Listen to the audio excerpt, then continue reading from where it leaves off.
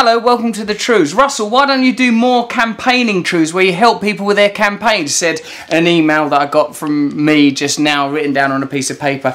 Well, today we're going to talk to Sophie from the, well, I'm not sure the name of her group yet, but I know she's campaigning about the Independent Living Fund, which was closed down just yesterday. Sophie, hello, thanks for joining us on the Trews. Hello, Russell, thank you. What is this? Tell me what the Independent Living Fund is, tell me what the name of your campaign is, and tell me what's going on and why people watching the Trews should care about the Independent Living Fund and it being cut back. So today is the first day of closure of the fund, which had been going for the previous 25 years. So basically, it was set up to support people, you know, with the sort of severely disabled label to live independently in the community, basically to live like every other non-disabled free citizen in this country. And it's something that worked really well. It's something that I've had access to pretty much all my adult life and has enabled me to get to where I am in life, really. And yesterday was the last day of that fund. So I've been kind of campaigning alongside DPAC, which stands for Disabled People Against Cuts, against the closure, you know, whereas I've had this financial support to employ my personal assistants to provide all my personal care, because I need quite a lot, but also to enable me, so to come with me to work, do the sort of physical aspects at work that I can't do myself, drive me in my van to visit my friends, my family. So basically, it paid for me to pay my own PAs, as they're called, to do the things that I can't physically do for myself. So that's what it's done for me.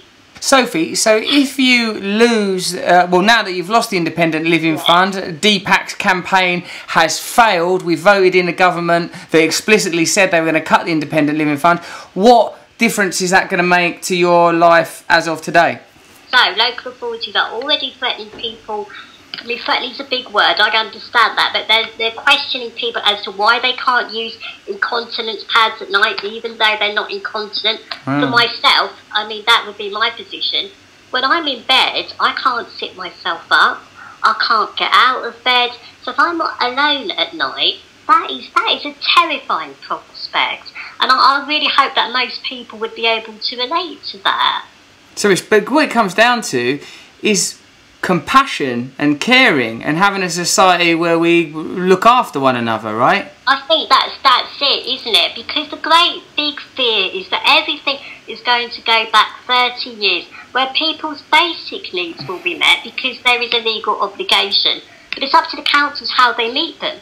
So where disabled people fought for the Independent Living Fund, for the right to live independently, it could all go back to sort of day centre services. Oh, God. 15-minute calls. You know, it's like we're caught up in this battle between the government and local authorities, and yet again, disabled people are right in the middle of it, being used like some sort of bloody political ping-pong ball. And, you know, we don't know what's happening. And we've been accused of scaremongering. Well, I would really like one of these ministers to come and say that to my face, because it seems like the only people that are scared are them, because they won't face us. So there you go. Sophie is saying to any government minister that backs these Independent Living Fund cuts, why don't you come and cut them to her face? It feels like we're creating a society where the most vulnerable people are being regarded as expendable. When Sophie describes the possibility of being left alone, frightened at night, I don't really want to live in that society, particularly if it's being achieved so that people can have, you know, the top rank in tax earners can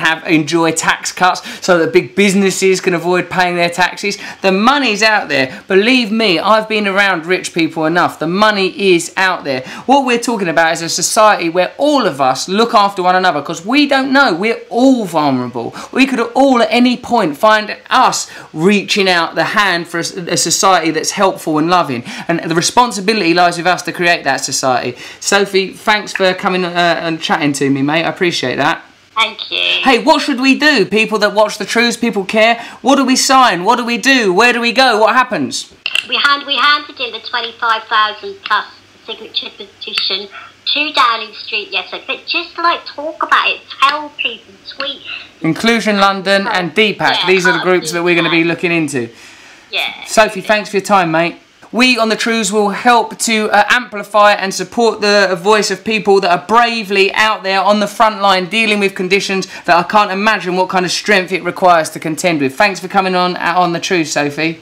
Cheers, Russell. Bye-bye. Bye-bye, darling. Care. Cheers. Bye-bye. Bye. Okay, so the groups we should be supporting are DPAC, Disabled People Against Cuts, and Inclusion London. I am to know for a fact that Francesca Martinez is an expert on all this stuff. You might want to follow her on Twitter. And really, what I was most touched by there is Sophie saying, add your voice to the conversation. Be part of the conversation. That's what I've learned about politics in the last year or two. If you leave it to them, we're all fucked. That's some true news. Subscribe here.